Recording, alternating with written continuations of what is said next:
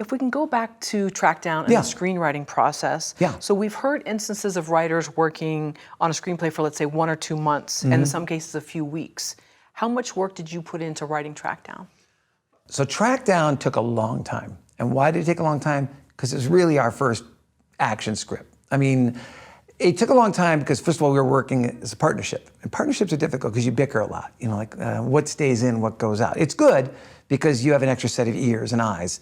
But there's a little bit of a give and take.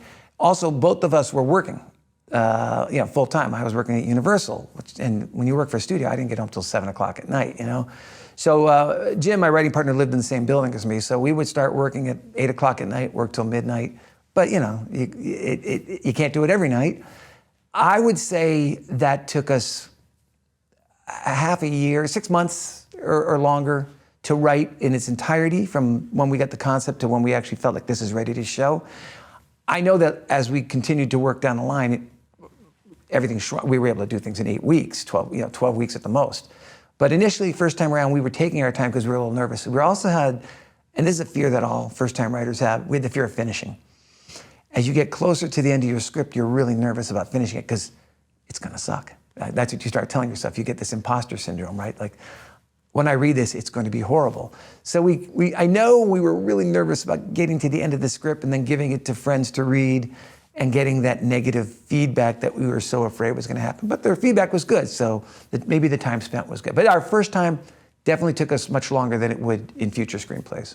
And just a side note, do you think that sometimes people are afraid to finish because what if it drastically changes their life? That's an interesting angle. I would be anxious to finish and drastically change my life and not be an assistant anymore and start being a screenwriter. Okay. I never had a fear of success. I mean, obviously, I longed for success. I wasn't worried so much about drastically changing my life. I've always, and this is still, even to this day when I write, I'm still always a little nervous about finishing because and then I have to read it and then I have to love it. You know. But I do also believe that when I finish a script, it's not done. It's the revision process that makes it the real script. I no longer have the fear I did then. Then I think our nervousness was, we're finishing something we think is good. We're finishing something we think we can sell. We know that kid's script was fun and adventuresome, but there's only a few people who would be willing to buy a kid's action adventure film back then. But this one felt like every studio might want it. I mean, we were on the right track. So our nervousness towards the end was, and even then I knew you only get one good look. And so our nervousness was, if I show this to my boss at Universal, because the first place I was going to take it was Universal, obviously, to show my boss, so that she could help me get an agent. You know, I mean, because I still didn't have an agent at this point. So I had to show it to her. I did show it to her. I did show it to these other producers that I liked and trusted as friends. And they're the ones who helped me, you know, obviously get the agent. But I didn't want to show it to anyone until I felt like this is ready to be shown, because I knew I would never get a second look. Not a good look, at least. Right. And so your writing partner, Jim? Yeah, Jim McLean. McLean, sorry. So you kind of went back and forth as to when was it finished? So we wrote mostly in a linear order. We don't necessarily have to. We have a system that we like to write where we can, you know, pick and choose. But yeah, as it got to be done, and then the rewrite process, like I said, where it really starts to clean up and get smooth, and we knew it was time to show. We were just nervous because, again, we'd put a lot of time, a half a year, all of our evenings into this. And if this failed, and the first script had semi-failed in that it hadn't gotten us an agent and it hadn't sold, so we'd be 0 for 2. And my fear was, how many times do you get up to bat and strike out? Would I have the wherewithal to do this a third and a fourth and a fifth and a sixth time? You know, fortunately, I hit it I got a home run on the second at bat. So. In your mind, how long does it take for a professional screenwriter to write a screenplay? So, obviously, I told you my long, lengthy story of my first one because I wasn't professional yet, and I was a nervous guy. Now, I think 12 weeks. I say a 3-month period is acceptable, is reasonable. From the moment I've really kind of fleshed out the story, you know, I've got a reasonable story in my head. It's not completely ready to start writing, but I'm ready to start mapping it, to actually finishing a first draft.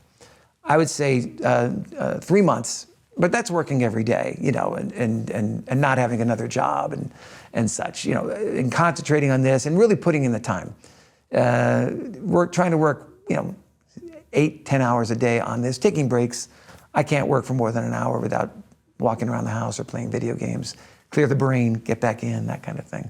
But I think 3 months is expected, is reasonable. If you have the luxury of more time, take it. But there also comes a point where you're taking too long now. Now you're procrastinating. Now you're putting off the inevitable. You got to finish it. Yeah, you're probably going to hate it, but you know that you can rewrite it maybe into something that you're going to love. And is that part of your process, knowing that you like these mini breaks? That works for you? I think I have ADD. Okay. I was never analyzed it, but as I've grown up, I go, okay, I think I just can't concentrate on any one thing. I'm very creative, but my mind wanders, so I just need to stand up and walk around. I used to play a lot of, I would play a video game between writing sessions. I don't anymore because the video games are too story inclusive. I just like to play like a shoot 'em up kind of game, something where I could not think about my screenplay. Now I, go and work on another project, walk around the house, do a house project, come back to the desk, sit down, do more work. I like to run, I'm a runner, and I actually use that time to think.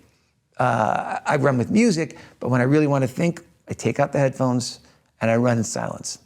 And I have found that just being in silence is one of the best breaks I have from writing, where I just sit in absolute silence. And I just saw something recently where a guy said, if you just sit there for a half an hour, your head will clear and you'll find this clarity. And I do find that when I go running, after about a half an hour, A, I'm about to throw up, but B, I suddenly go, that's how the story works. That's the key that I could not see because my brain was so clouded with all these thoughts.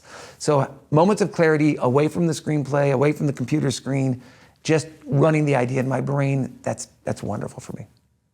What's your process for deciding what story to write and what story not to write? Okay. So when I seek out stories that I think would be a great story, I have a very commercial view of Hollywood. Look, I came up working through the studios. I have sold scripts to the studios. I've had movies produced. I make residuals. So I made a living doing this. I recognize this as an industry. And so the first things I look at is this idea a marketable idea? Let's face it, I would love to make high art. I really would.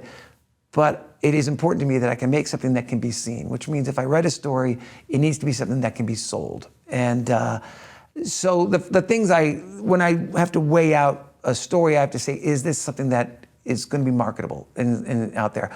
I have yet to write the small personal story, that maybe is something special. Maybe someday I'll do it, but I still like to kind of think, I like to wear my commercial hat and do that. And I know that sounds like sacrilegious to a lot of writers. They're like, you have to write art. I do. I think my stuff is art. It's action art. It's fun art. It's art in my eyes. But I believe, so I kind of focus on what does the market want and is my idea fit for the market today? And the market shifts. It changes all the time. What in my classroom, I lecture about this is what the studio doesn't want. And that lecture is fun, but it changes every semester because ultimately what people didn't want then, they do want now. One of the things I used to lecture to my students was do not write animation, on spec because nobody's going to buy an animation script. That was 20 years ago. Now studios all have animation projects being made inexpensively overseas. But now you can write an animation spec, but you couldn't 20 years ago because only Disney was making animation, Pixar and Disney. So I try to keep abreast of what the studios want, what the buyers want, and keep my stories focused in that world, but keep it entertaining. Is it a movie I want to see? Thank you for watching the video all the way to the end. Here is a complimentary question from our book Story Questions.